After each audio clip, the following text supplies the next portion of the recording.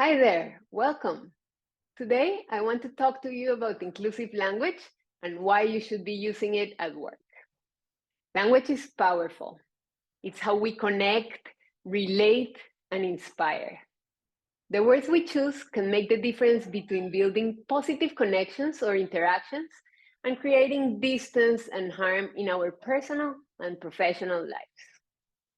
Inclusive language is important because it helps build trust, especially with typically marginalized groups. Inclusive language shows that we care. It shows that we are listening.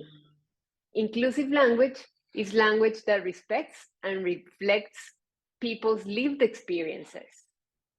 Inclusive language uses the words each person finds more accurate for themselves.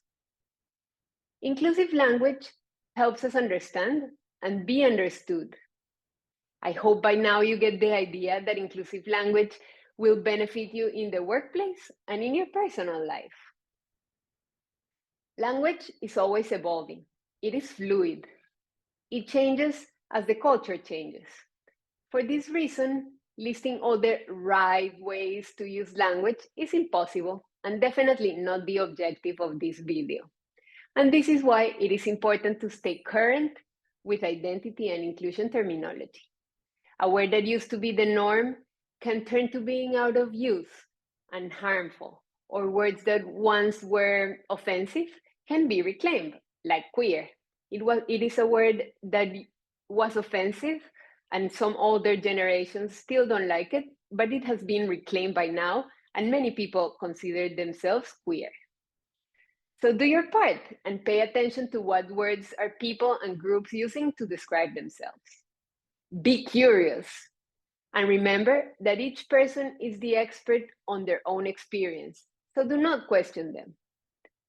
Some important tips to make sure you're using inclusive language are: always use gender-neutral terms. Do not use ableist language. Focus on people, not disabilities or circumstances. Do not generalize or make blanket statements about people, religions, cultures, and countries, etc. Do not use slang, idioms, metaphors, and other words with layers of meaning and a negative history. If you are not sure about a certain phrase, don't use it. Do not make assumptions based on what you see. If in doubt, ask.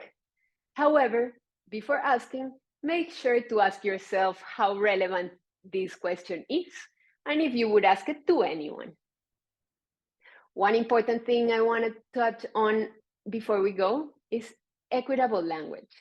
This means not only using or not using particular words, but going one step further and paying real attention to actual conversations or writings and noticing whose points of view are being included, whose points of view are absent, what voices are being amplified, and what perspectives are being assumed.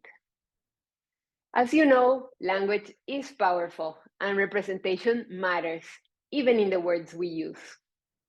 So if you need support with inclusive and equitable language in your organization, don't hesitate to contact me. I am here to help you. See you next time, and thanks for watching.